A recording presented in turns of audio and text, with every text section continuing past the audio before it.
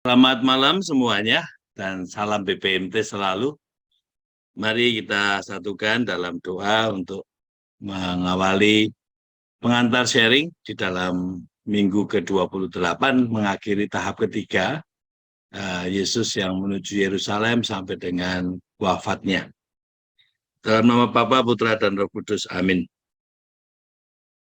Ya Tuhan, kami sungguh mengalami bagaimana jalan salib-Mu itu selalu membuat kami menemukan apa yang kami alami sebagai kesetiaan. Engkaulah yang memberikan teladan nyata bagaimana sungguh setia dan taat pada iman. Penderitaan adalah bagian dari jalan untuk mengarah selalu setia pada Tuhan. Dan kami menemukan di dalam setiap perjuangan hidup, ada banyak hal yang membuat kami juga tidak setia, tetapi dengan melihat Yesus, dengan melihat kesetiaan Yesus, dan ketaatan kepada Allah Bapa, itu semua membuat kami kembali bangkit untuk berjalan bersama Yesus.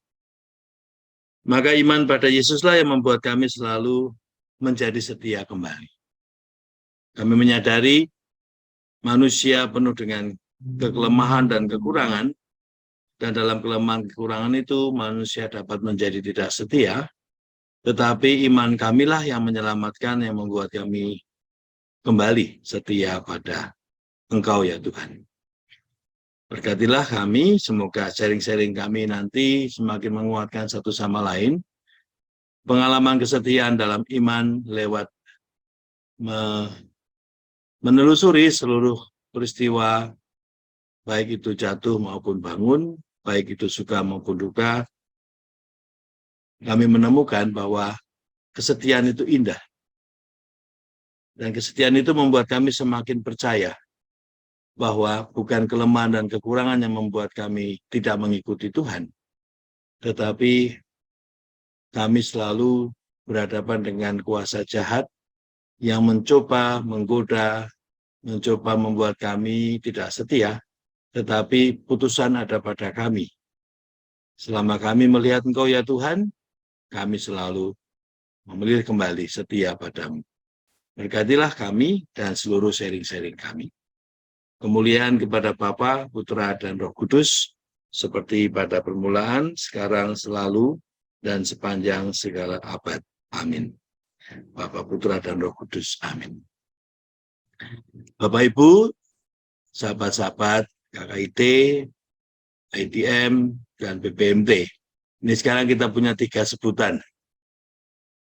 Ada yang tergabung dalam KKIT, ada yang tergabung dalam IDM, semua mengalami spiritualitas sama, dan sekarang kita semua di sini dalam satu komunitas BPMT ya. Baik yang baru mengenal Ibu Teresa, baik yang baru ikut BPMT, tapi kita disatukan oleh perjalanan rohani berjalan bersama Ibu Teresa. Kiranya ini menjadi suatu pengalaman baru buat kita, di mana BPMT merekatkan persaudaraan dan kesadaran kita sebagai murid Yesus yang memang semua dipanggil untuk mengikuti Yesus dalam keunikannya masing-masing, dalam ceritanya masing-masing.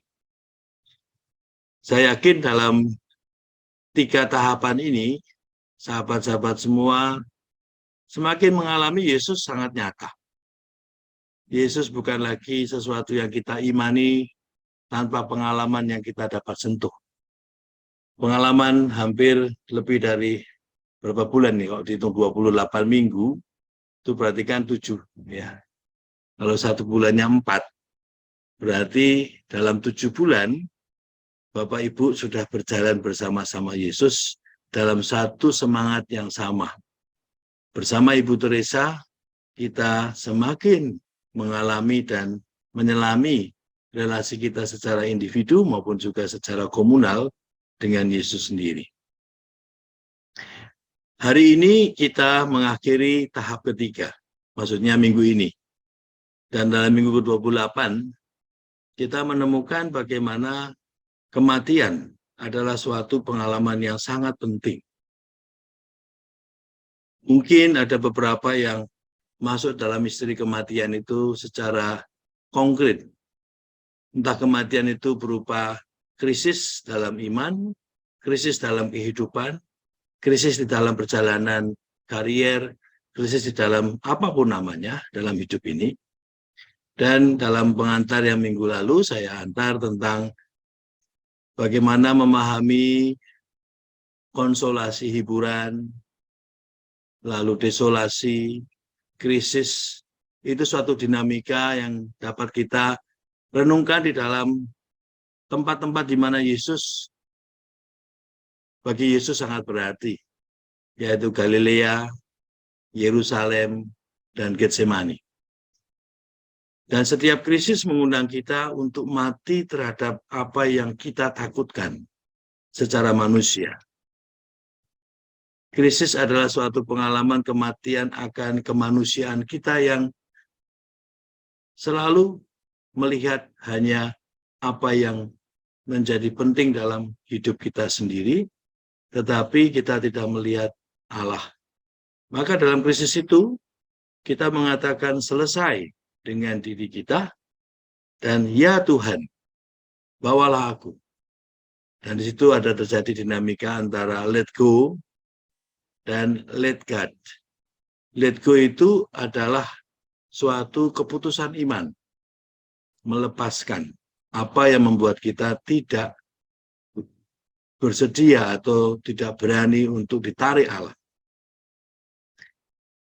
Dalam krisis itu tentu kita selalu mengalami ketakutan, kekhawatiran untuk lompat, seolah-olah tidak mampu. Tetapi ketika kita mengatakan selesai dengan ketakutan, ketidakberanian itu, disitulah rahmat berkarya. Disitulah Tuhan mengulurkan tangannya. Disitulah Tuhan menarik kita. Dan ketika kita ditarik dan bersedia ditarik, itulah yang namanya pengalaman Getsemani. Kita memutuskan, Tuhan memberi rahmat. Dan ketika kita melompat karena kekuatan Allah, kita mengalami kembali pengalaman akan Allah yang memberi penghiburan. Dan itulah dinamika sengsara, wafat, dan mati. Dan itu kita sudah renungkan di dalam hidup Yesus dalam perjalanan dari menuju ke Yerusalem, lalu di Getsemani, dan ke Golgota. Dinamika sengsara, wafat, dan mati ini, itu adalah dinamika yang membuat kita semakin menemukan bahwa kematian Yesus itu membuat kita menemukan bahwa kematian kita itu adalah suatu jalan menuju kepada Tuhan. Tentu kematian final pada akhirnya akan terjadi. Tetapi di dalam hidup di dunia ini, kita mengalami berkali-kali kematian. Dan kematian yang kita alami itu adalah jalan berjumpa dengan Tuhan. Mengalami Allah dalam kepenuhannya lewat setiap peristiwa, dari satu peristiwa ke peristiwa berikutnya. Saya mau mencoba memaknai kematian itu sebagai suatu pengalaman pertobatan. Ini pernah saya sharingkan di dalam renungan Enjoy with Friday. Saya ingin membawa lagi sebagai suatu pengantar sharing ya untuk nanti. Saya sharing dulu ininya. Saya sudah bagikan filenya. Kita lihat dulu PowerPoint-nya.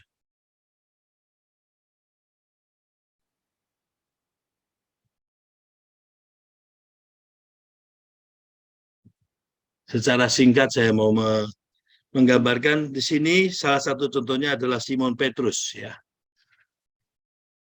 Coba kita lihat bagaimana Petrus berjumpa dengan Yesus. Inilah pengalaman Galilea, Yerusalem, dan Golgota. Di Galilea, Petrus berjumpa dengan Yesus 3 kali. Secara unik ya di sini. Dalam Yohanes, ketika dia diajak oleh Andreas berjumpa dengan Yesus, dan situ kan kisahnya Nathanael juga ya. Lalu ketika di Matius itu ketika dia sedang menjala ikan. Jadi waktu semalam suntuk ya, Petrus itu sudah bekerja tapi nggak mendapat ikan. Tiba-tiba Yesus meminta dia ke laut lagi. Di awalnya dia ragu-ragu, tapi dia menyebarkan jala. Dan di situ dia tersungkur, di hadapan Yesus karena melihat jalannya penuh dengan ikan. Lalu perjumpaan berikutnya adalah ketika Yesus berdoa semalaman dan memilih para rasul. Di situ Yesus memilih 12 murid. Dan di situ pengalaman bagaimana mereka dilibatkan dalam karya Yesus. Tetapi sampai tahap ketiga ini, perjumpaan-perjumpaan dengan Yesus itu sungguh masih bercampur aduk dengan keinginan-keinginan manusiawi. Contohnya, mereka punya kerinduan untuk Mesias, ya. Dan di situ mereka juga menaruh istilahnya jaminan hidup pada Yesus, ya. Sehingga ketika berjumpa dengan Yesus di Galilea itu, mereka masih melihat unsur manusiawi yang begitu kuat untuk bergantung pada Yesus. Memang ini adalah suatu proses perjalanan panjang.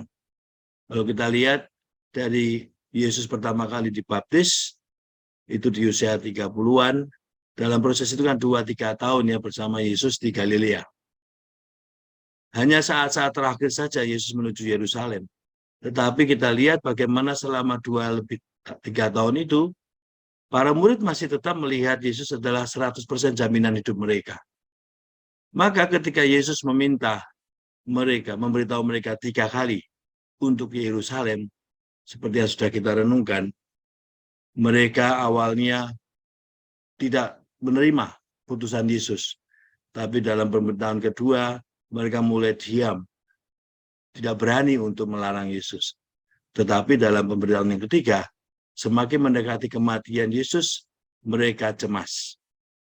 Nah, apa yang terjadi ketika mereka cemas? Perjumpaan Yesus, pribadi Petrus dengan Yesus ketika dia menyangkal 3 kali. Di situ kelihatan sekali bagaimana Petrus yang begitu mengeluh-ngeluhkan dan begitu mempertaruhkan semua hidupnya kepada Yesus, mulai kehilangan dalam arti tertentu keberaniannya untuk menerima Yesus. Sampai dalam 3 kali penyangkalannya itu, di awalnya dia menyangkal bahwa dia ada bersama Yesus. Yang kedua menyangkal bagaimana dia adalah murid Yesus. Dan yang ketiga dia terdiam dan pergi. Di sini kelihatan sekali kemanusiaan Petrus sungguh diuji oleh kematian yang akan dialami oleh Yesus. Maka di sini bukan kematian Petrus yang membuat dia krisis, tapi kematian Yesus yang membuat dia krisis. Di sini Petrus menyangkal 3 kali bukan karena dia tidak mengimani Yesus, tetapi karena dia tidak berani berjalan bersama Yesus, berhadapan dengan kematian. Kiranya ini juga menjadi gambaran dari kita semua. Ketika kita tidak melihat Yesus berjalan bersama kita dalam kematian kita, maka di situ yang terjadi adalah manusia menolak kematian seolah-olah sebagai sesuatu yang tidak dapat diterima. Nah, apa yang terjadi ketika Yesus bangkit? Setelah kebangkitan, itulah puncak pertobatan Petrus. Di Danau Tiberias, Yesus bertanya pada Simon 3 kali dalam Yohanes 21. Apakah engkau mencintai aku? Kisah ini menggambarkan bagaimana Yesus mengingatkan Petrus 3 kali dan bertanya, apakah engkau mencintai aku? Dalam kitab suci, dalam bahasa Yunani, untuk kata cinta di yang pertanyaan pertama dan kedua, itu dengan menggunakan filial, ya, jadi cinta anak. Dalam arti tertentu adalah cinta yang berdasarkan relasi antara orang tua dan anak atau kasih sayang, ya. Dan di situ Yesus menunjukkan di mana Petrus sebagai orang yang dikasihi menolak kasih seorang ayah ya atau seorang ibu ya. Dalam arti itu kasih seorang yang telah secara penuh diberikan kepada Simon, tetapi ia menolaknya. Di situ dia merasa sedih sekali. Karena apa? Dia mengingkari cinta Tuhan. Tetapi yang kedua, yang ketiga, dalam bahasa Yunani ditulis agape. Nah, di sini kelihatan sekali. Yesus menunjukkan apakah engkau mencintai aku. Mungkin secara manusia dia telah gagal dalam arti tertentu dengan kelemahan, kekurangan, dan ya kemanusiaannya untuk mencintai Yesus secara manusia. Tetapi Yesus meminta dia untuk mencintai sebagai murid yang diutus untuk berbagi dan ambil bagian dalam perutusan Yesus. Maka ketika Petrus ditanya 3 kali, dia mengatakan, "Ya Tuhan, Engkau tahu semuanya." Maka Yesus mengatakan, "Pergilah dan sebarkanlah warta tentang kebangkitan ini." Nah, saya ingin mengajak Bapak Ibu untuk mengingat kembali beberapa poin dalam Ibu Teresa ya. Bagaimana cinta Tuhan yang membawa Ibu Teresa pada 10 September 48 itu bukanlah cinta filial. Bukanlah cinta seorang ayah yang memeluk dan mengasihi dan meminta dan semua. Tidak. Cinta Yesus yang dijawab oleh Ibu Teresa pada 10 September itu adalah cinta perutusan. Dan itu pertobatan sejati yang membawa membawa kepada jalan kepada perutusan. Maka di sini saya menemukan makna salib sebagai jalan pertobatan apostolis. Salib, penderitaan, dan semuanya itu adalah jalan yang tidak hanya lagi ambil bagian dalam penderitaan Yesus, tetapi itulah perutusan. Perutusan untuk selalu masuk di dalam apa yang Yesus perjuangkan. Mari kita lihat satu persatu. Ini hal yang paling utama di sini adalah di dalam ada kegelapan yang mengerikan. Disitulah Ibu Teresa menemukan menapaki sengsara. Di mana tahun 49 sampai 97 dia berjuang, sungguhkah ini panggilan Tuhan? Sungguhkah Tuhan memanggil aku untuk keluar? Sungguhkah Tuhan mendampingi aku untuk memulai karya yang memang tidak pernah terbayangkan seperti apa bentuknya? Maka Ibu Teresa menemukan dalam hemat saya, dalam membaca beberapa hal-hal yang Ibu Teresa tulis, dia menemukan Tuhan memanggil dia masuk di dalam kegelapan dunia ini. Maka dia juga minta kepada Bunda agar menjadi Bunda yang bersama di dalam kegelapan ini. Yang berikutnya, dia menyadari bahwa itulah panggilan dalam panggilan yang ia temukan sebagai suster-suster untuk berbagi rasa dengan penderitaan kaum miskin, di mana ia masuk sampai pada misteri mencintai kegelapan. Coba kita bayangkan Bapak Ibu ya, mencintai kegelapan untuk Tuhan. Ini tak mungkin terbayangkan kalau kita tidak masuk dalam misteri agape. Cinta yang dibagikan, cinta yang diberikan agar mereka yang kita cintai sungguh mengalami Allah dalam hidupnya.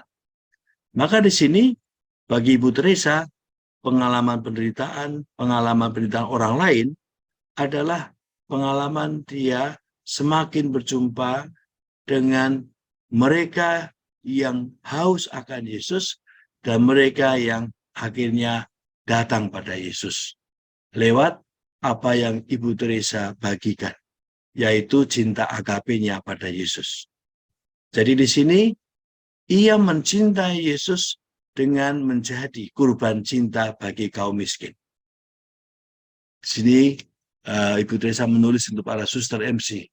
Yang ada dalam pikiranku hanyalah para suster dan kaum miskin. Mereka adalah doaku. Mereka adalah kehidupanku. Aku mencintai mereka seperti aku mencintai Yesus. Dan inilah pertobatan sejati, yaitu makna salib menjadi suatu yang memberi warna Ibu Teresa untuk terus mencintai semua, khususnya kaum miskin. Dan ini juga yang menjadi salah satu inspirasi juga bagi hadirnya kerabat kerja yang sakit dan menderita. Bagaimana tahun 53, perawat dari Belgia, Jacqueline de Decker itu menderita sakit kronis dan dia minta pada Ibu Teresa ingin ambil bagian, dan Ibu Teresa minta alamilah penderitaan itu sebagai bagian, ikut ambil bagian dalam karya para suster.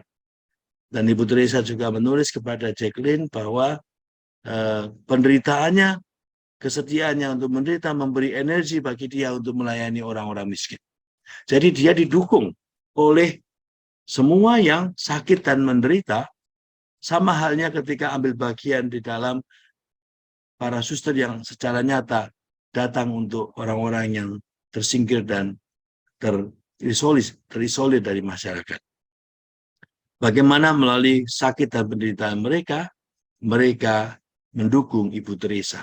Kesetiaan, ketaatan pada penderitaan, bahkan pada kematian. Bapak Ibu, kita lihat di sini kekuatan yang namanya jiwa yang terbakar oleh Allah. Sampai mereka mau membawa semua yang mereka punya sampai terakhir, yaitu sakitnya, penderitaannya, bahkan kematiannya, untuk ambil bagian di dalam karya para suster yang Ibu Teresa telah mulai, dan banyak orang terlibat secara langsung menyapa orang yang menderita dan sakit. Saya membayangkan ini kekuatan ilahi yang terjadi di dalam relasi Mother Teresa, para suster, di dalam memahami salib Tuhan. Sehingga salib itu sungguh-sungguh membuat mereka semakin melihat Yesus secara nyata, karena Yesus menderita untuk semua. Maka mereka pun juga menderita dan sakit untuk semua. Inilah suatu bagian pengalaman iman yang sungguh tak bisa dibayangkan, kekuatan ilahi di balik semua perjuangan mereka. Oke, ini saya akhiri. Saya mau menutup bagian ini dengan cuplikan yang sudah pernah dibawa dalam novena. Semoga ini membantu untuk sharing nanti. Makna kematian dan kematian yang kita alami lewat kematian Ibu Teresa, bagaimana menjadi inspirasi bagi tidak hanya para suster, para orang yang mengenal, tapi seluruh dunia. Kita lihat video pada novena yang terakhir, yang ke-8, yang ke-9, yang pernah saya berikan pada saat novena yang lalu. Mari kita lihat videonya.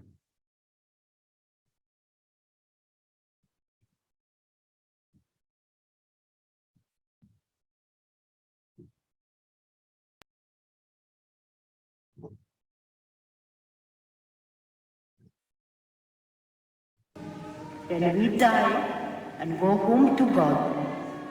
For death is nothing else but going home to God. He will judge us on what we have been to each other.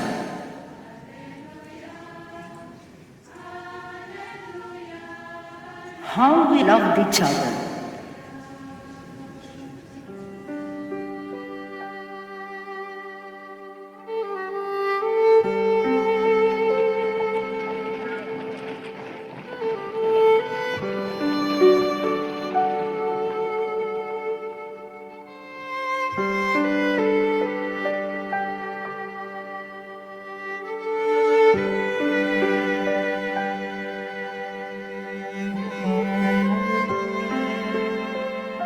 Dear Jesus, help us to spread your fragrance everywhere we go.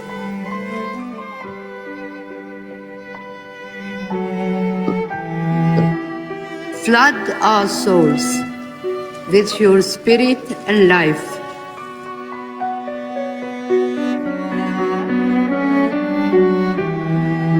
Penetrate and possess our whole being so utterly that all our lives may only be a radiance of yours. Shine through us and be so in us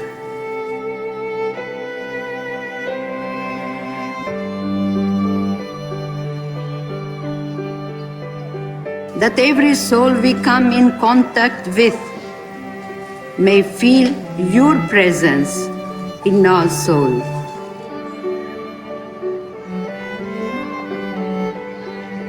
Let them look up and see no longer us, but only Jesus.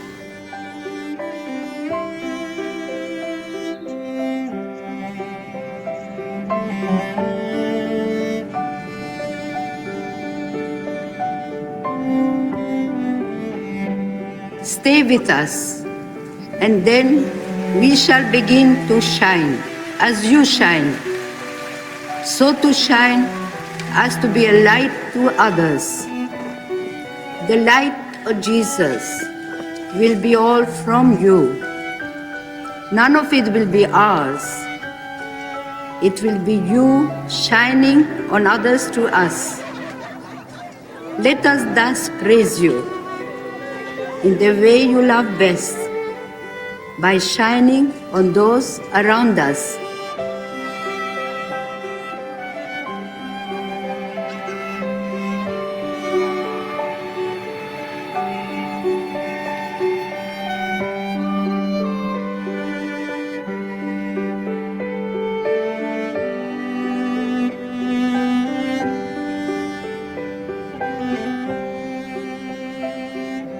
Let us preach you without preaching, not by words, but by our example.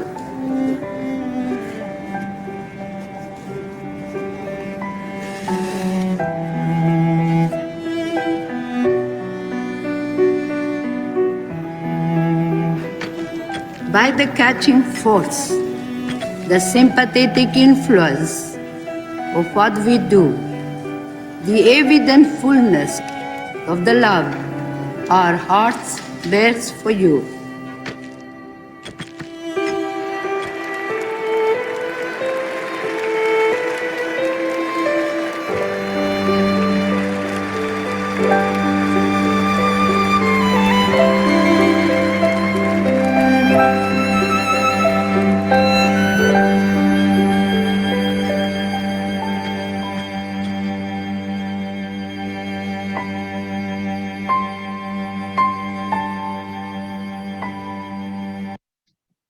Inilah sosok Ibu Teresa yang menjadi inspirasi bagi banyak orang, dan kematiannya juga selalu menjadi inspirasi. Maka ketika kita mati bersama Kristus, dan kita mati seperti Kristus, itulah yang kita doakan di dalam Requiem. Kematian kita tidak semata-mata hanya kematian manusia, tapi kita mati seperti Kristus. Kita mati sebagai jalan perutusan yang final. Dan itulah yang sudah kita mulai dari sekian banyak kematian yang telah kita lewati dalam krisis hidup, dan finalnya adalah kembali berjumpa dengan Yesus. Teman-teman, selamat sharing. Semoga apa yang kita sharingkan, entah itu pengalaman kematian harian kita, pengalaman peristiwa-peristiwa yang kita lewati dalam krisis hidup, sungguh menyiapkan kita juga sebagai pribadi yang siap mati seperti Kristus sampai akhir. Demikian Pak Winardi, selamat melanjutkan sharing.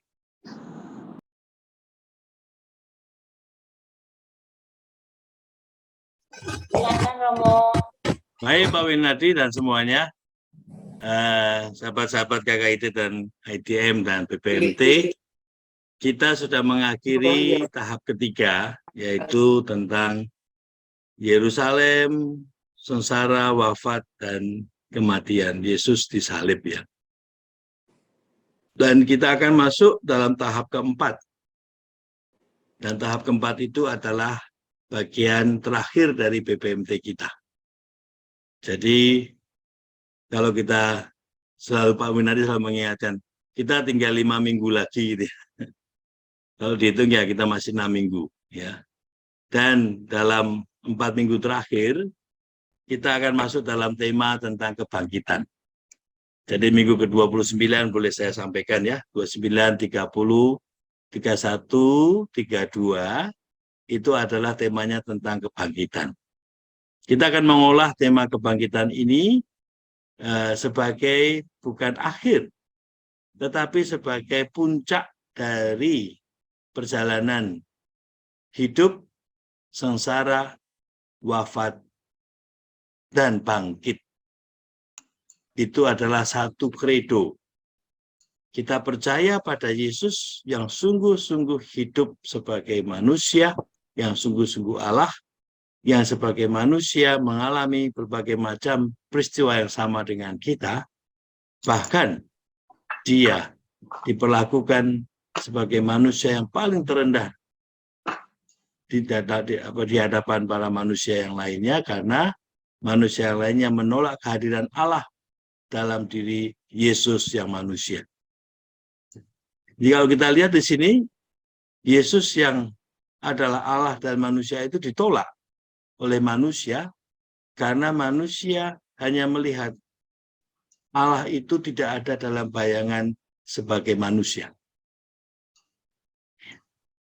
Saya mencoba memahaminya ini demikian. Bukankah penolakan pada Allah itu sesungguhnya adalah bentuk konkretnya penolakan diri kita sebagai manusia.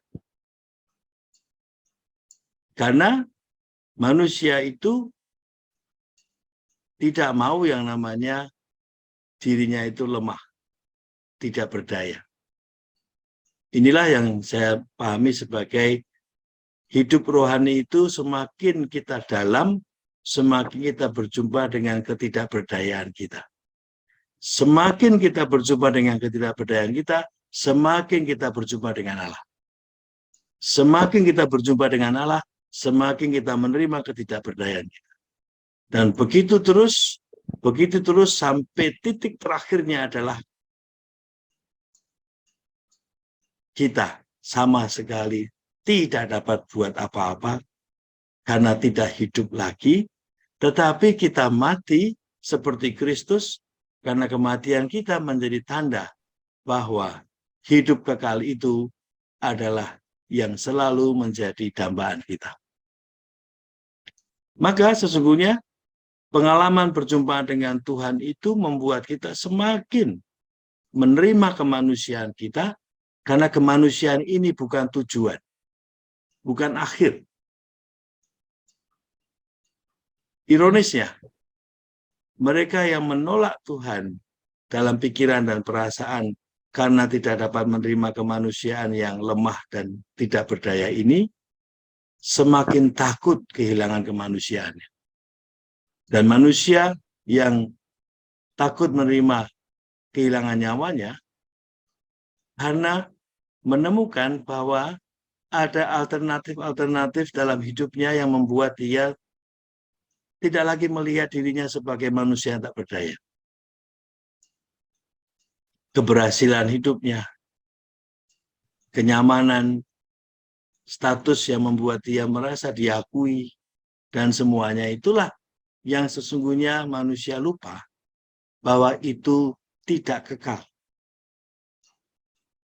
Boleh dibilang bahwa yang kita dapatkan di dunia itu hanya tempelan-tempelan yang akhirnya tidak ada artinya apa. Ketika kita berhadapan dengan yang namanya kemanusiaan yang paling final, yaitu kematian. Maka kita merenungkan sampai tahap ketiga, kita mau mati seperti Kristus itu. Masih ingat di dalam misa harian, kita kan mendoakan dalam misa requiem, toh? Semoga mereka mati seperti Kristus. Dan kata-kata ini, kematian, wafatnya seperti wafatnya Kristus ini, itu sangat berarti sekali dalam doa-doa kita. Karena banyak masih yang menolak kematian. Karena hanya menerima kemanusiaan yang selalu dalam bayangan manusia adalah harus begini dan begitu. Sehingga ketika kita diberi kesempatan untuk mati seperti Kristus, ketika dalam hati kita tidak menemukan Allah dalam ketidakberdayaan kita, maka itu membuat kita semakin menderita. Atau bahkan dengan kata sengsara ya di sini. Nah, Bapak Ibu semuanya, kita telah melewati dinamika kasih Allah dalam minggu tahap pertama, lewat penciptaan dan lewat juga pengalaman kita karena kebebasannya kita pakai, akhirnya kita jatuh dalam dosa, tetapi kita juga melihat dosa pun juga menjadi jalan untuk kita mengalami cinta Allah lagi.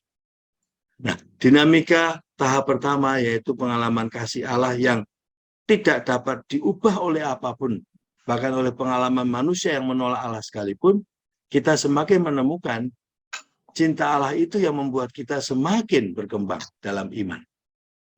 Lalu kita semakin belajar lewat Allah sendiri yang menjadi manusia dalam diri Yesus. Kita dalam tahap kedua mendalami itu, mengolah itu secara pribadi, dan dalam minggu yang baru saja kita lalui, kita belajar dari Yesus tentang kematian yang membawa kita kepada kehidupan kekal. Nah, dalam minggu ini,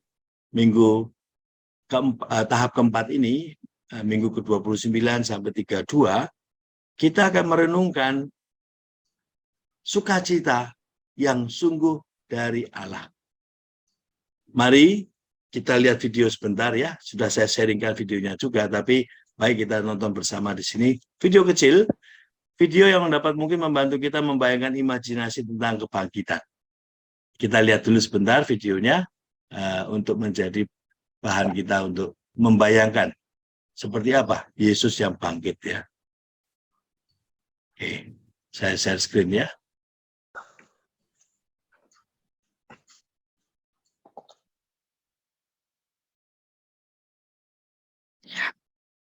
Bagaimana Bapak Ibu melihat video ini? Luar biasa ya. Itu inspirasi bagaimana membayangkan kebangkitan. Dan sukacita yang lahir dari kebangkitan adalah sukacita yang membuat kita semakin melihat Allah. Bukan sukacita karena kita dibebaskan dari penderitaan, dibebaskan dari kekhawatiran, dari kemanusiaan kita. Tidak. Sukacita yang kita alami ketika melihat Allah itu tidak terukur. Tak dapat dibayangkan begitu besarnya karena memberi kita suatu energi yang sungguh membuat kita mau diutus Tuhan.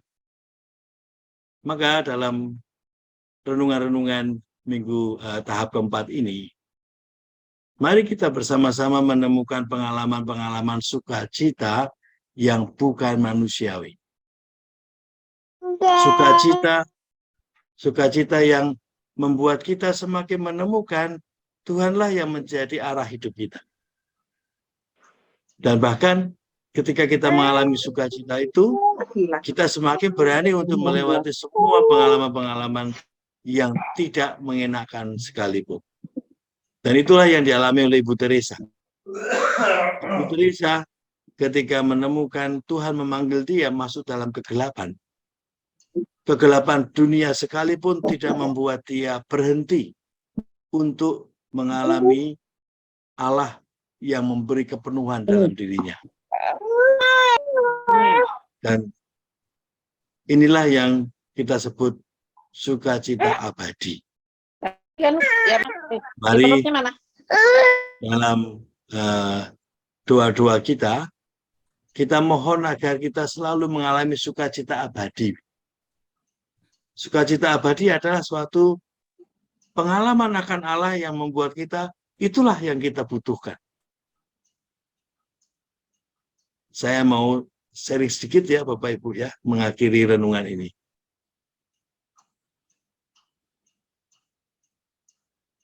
Setelah mengalami semua perjalanan sampai hari ini, jujur, saya itu tidak takut mati. dan justru membuat saya itu didorong ya untuk berjalan ya. Nah, kemarin itu waktu visitasi provinsial,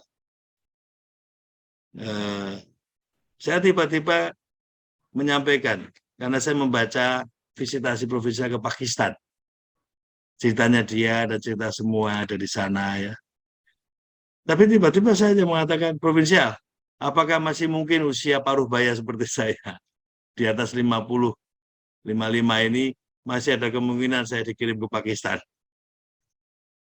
Terus dia tanya, loh kalian di sana tuh ada banyak peristiwa-peristiwa. Enggak Romo, saya bukan soal takut matinya.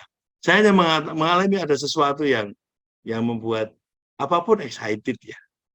Mau diutus kemanapun ya, dimanapun. Karena ada sesuatu yang membuat tidak lagi berkaitan dengan takut mati dalam arti gini. Takut mengalami krisis hidup gitu ya.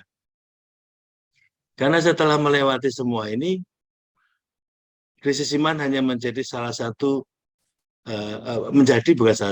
krisis iman menjadi suatu pengalaman yang membuat kita berani untuk melangkah lagi. Tidak takut mati bukan berarti bahwa mati dalam arti yang kita final ya. Tidak takut mati dalam arti kita tidak takut mengalami krisis iman gitu. Karena setiap krisis itu adalah suatu loncatan yang membuat kita semakin mengalami tahap berikutnya untuk mengalami Tuhan. Maka dengan demikian segala kesulitan, segala perjuangan dalam hidup ini, sekalipun, tadi mohon maaf ya Om Clara ya, dalam sharingnya mengatakan, saya tidak buat apa-apa Romo, tidak punya apa-apa. Saya tadi sharing tentang Romo-Romo yang di Emmaus. Kebanyakan ketika Romo-Romo diutus ke Emmaus, yaitu di Girisonta itu, kan itu seperti kayak merasa dibuang ya, karena tidak berguna dan semuanya. Tapi setelah mengalami ke sana, ada banyak waktu untuk Tuhan. Karena ketika ada banyak ketakutan, kekhawatiran nanti tidak dapat buat apa-apa, dilewati, akhirnya setiap waktu yang mengalami kesepian, mengalami kekosongan, itu menjadi waktu yang sangat indah untuk dipersembahkan bagi Tuhan. Dan kiranya juga ini kata-kata dari Petro Arupe, ketika dia sakit dan dia tidak dapat apa-apa, sebelum dia lumpuh 100%, dia menyampaikan pesannya, inilah yang aku rindukan dalam hidupku selama ini, yaitu tidak dapat berbuat apa-apa dan hanya bergantung pada kemurahan hati Allah lewat orang-orang yang merawat aku. Dan itu adalah tanda aku tidak dapat lari dari kenyataan bahwa hanya Tuhanlah yang menjadi tempat tumpuanku. Dan dia mengatakan, bukankah ini yang aku rindukan seumur hidupku? Hanya bersandar dan bergantung kepada Tuhan. Bapak Ibu, mari kita memasuki kebangkitan Tuhan. Dan kita akan merenungkan juga kisah-kisah dalam kebangkitan itu, entah kisah Emmaus dan lainnya.